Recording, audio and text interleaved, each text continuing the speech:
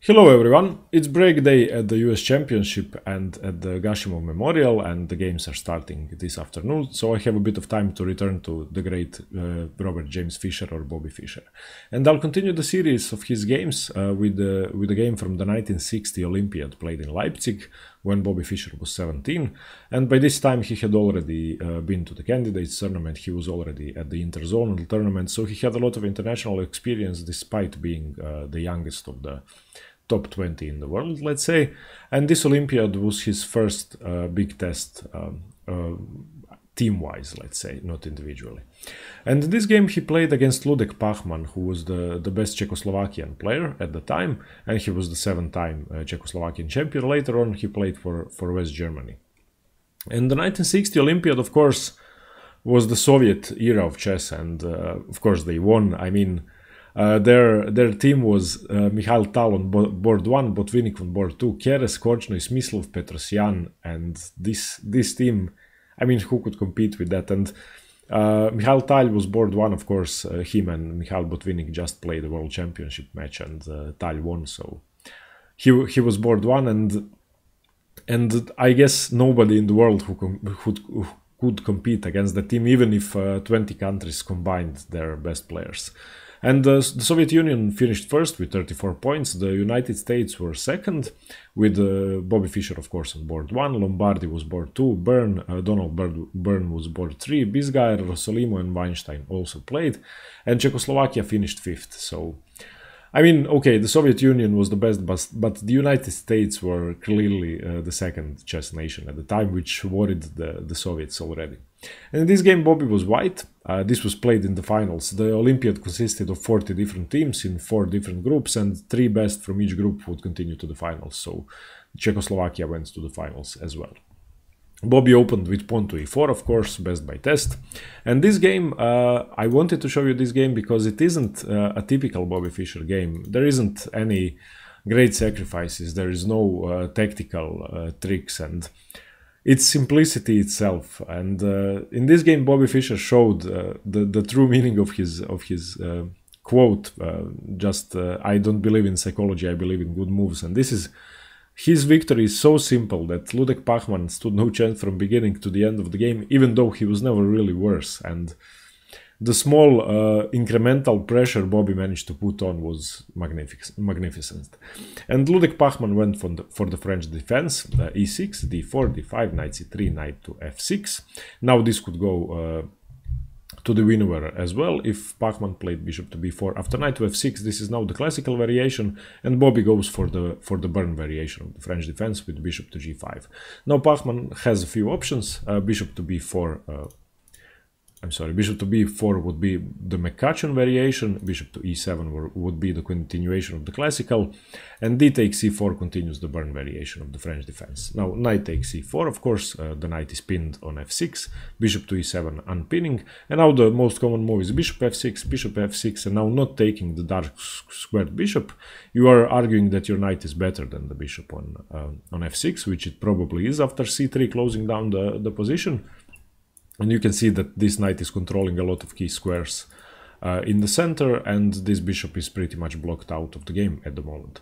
Knight to f3, of course, Bobby has to defend the d4 pawn. Now knight to d7, continuing development. Bishop to c4, an aggressive placement for the bishop. Bishop to d3 would be good as well. Now after knight to d7, because the d4 pawn is sufficiently defended. Both sides now castle, and here Ludek made his first inaccuracy. It's not a huge mistake, but it's just too passive. And c6, he played c6. And now this is of course stopping the move d5, but is there really a need to stop the move d5, and would Fischer play it at all? I don't think he would have. And instead of that, he should have played bishop to e7, saving his dark squared bishop and transferring it to a more active diagonal, perhaps even to the d6 square after, let's say, f5, pushing the knight to a. That would be a very aggressive plan. But the game would probably continue with rook to e1, solidifying the knight, and now c5. That's why c6 is a mistake. You have to play c5 in order to weaken d4 and not prevent d5. So this would have been much more active. Now the best move would be d takes c5, knight takes c5, knight takes c5, bishop c5, and after queen e2, the position is completely equal. White doesn't really have anything out of the opening, except you could argue that perhaps 2 pawn islands of 3 pawns are stronger than 4 and 2, but It's really nothing. White doesn't have anything. And black has the bishop pair, and you can imagine after a move such as b6, bishop to b7, that black could even stand better. But however, after pawn to c6, queen to e2 is played, b6, preparing to fianchetto the queenside bishop, rook a to d1, now queen to c7. And black isn't worse here either, but c6 was just too passive and he could have equalized comfortably. Now knight takes f6, Bobby does take the dark squared bishop, knight takes f6, queen to e5. This is a very aggressive move, even though it's offering a queen trade, because if the queen is taken, then you could take with the d pawn, that would dislodge the knight, but the knight would come to d5, I'm sorry, and it would be really hard to evict. You would have to waste 2 tempi with bishop to b3 and c4, and after that the bishop would have to come to c2 and strike at h7, but after the exchange of queens you don't really have enough attackers to exploit that after the move h6. I'm sorry if I'm going too fast, but okay, I will show you the line. Okay, let's say this happens. Now, if you want to remove this strong knight, which is the best piece on the board, you would have to go for an idea such as this one. Let's say black develops normally, c4, and now after the knight retreats, you have a plan of bishop to c2 and striking at h7. So this is your plan, but you don't really have enough without the queen on the board, and if you include your knight into the game with knight to g5, then simply h6. So taking with the knight would have been a stronger threat if queen e5, knight e5, and now after bishop to b7, rook f to e1, you can see that this knight is controlling a lot of key squares, and it's actually the best piece on the board, instead of black having the knight on d5. But after queen to e5, Pachman didn't take, he played queen to e7, declining a queen trade, which was a very smart idea. Now Bobby solidifies with c3, bishop b7, rook f to e1, rook f to d8, normal development from both sides, but already you can see that white has a stronger setup and better central control because of the piece activity. The knight on f3 is arguably better than the knight on f6, and the bishop on c4 is definitely better than the bishop on b7, even though after c5, dc5, let's say, black would manage to resolve that issue, and I like white here, even though the position is pretty much equal.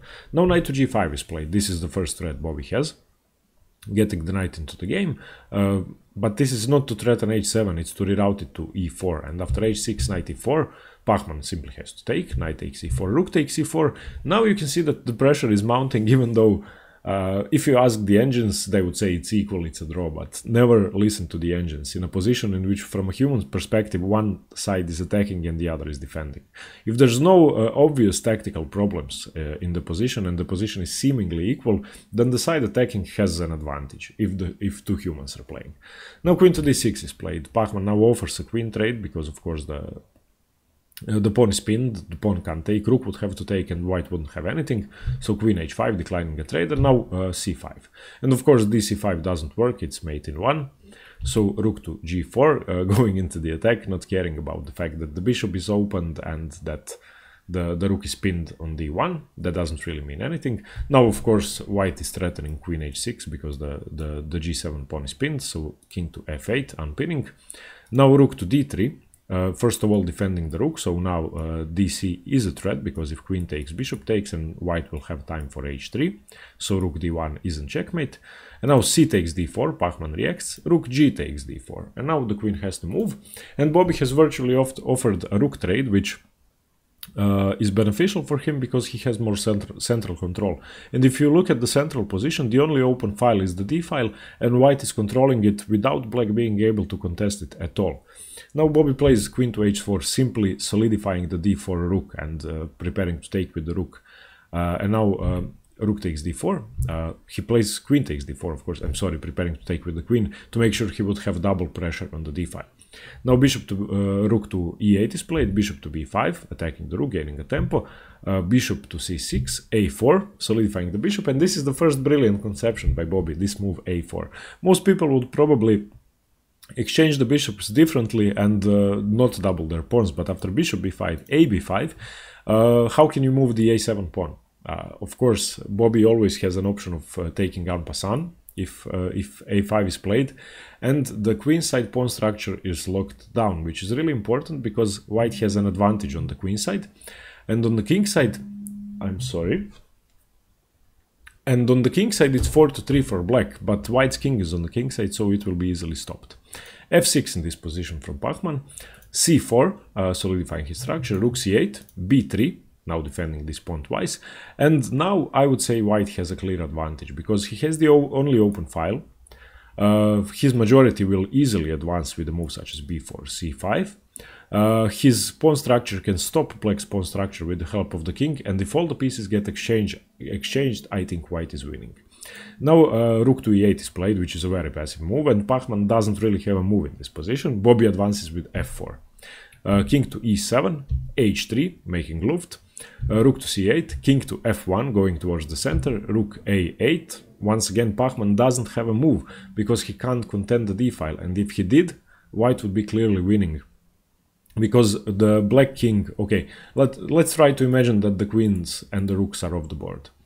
White is fast to create a passed pawn here with the move b4 and then c5. So that means that the black king has to stay on the 7th rank or on c5. At the same time, black is unable to create a passed pawn because the white king is fast to guard via the e5 square or the e4 square. So that means that white is winning in any endgame. That's why Pachman can't play simply rook d8 and exchange. Okay. Now rook to g1, I'm sorry, king to g1 by Bobby Fischer, a5. In this position, taking en passant would be a bad idea, because Pachman could simply take, and the 2-1 majority wouldn't be as good as 3-2. So Bobby just leaves that. He improves his position, and he threatens some things with queen to e4, now threatening to enter the g6 square, and Pachman has to react. Rook to d8, now offering a trade that the queen is gone, and Bobby of course declines. Rook to g3, and now the pressure is mounting on the g7 pawn. King to f7 defending, now queen to h7, rook to g8, now queen to g6, and this is the position where a small positional edge in the attack transposed into a completely winning position in the endgame with a one-move blunder by Ludek Pachman. And of course you can see that there's a tactic going on in this position. The move to play was king to f8. After king to f8, Bobby would have to continue with queen to e4 and start a different plan of attack. However, after queen to g6 check, Pachman played king to e7, and I hope you can see the tactic now. I hope you can see that the queen and the king are lined up, so Bobby simply played queen takes g7. The rook has to take, of course, otherwise it's falling for nothing. Rook g7, rook to g7 check, and now you can see that after king d6, rook takes c7.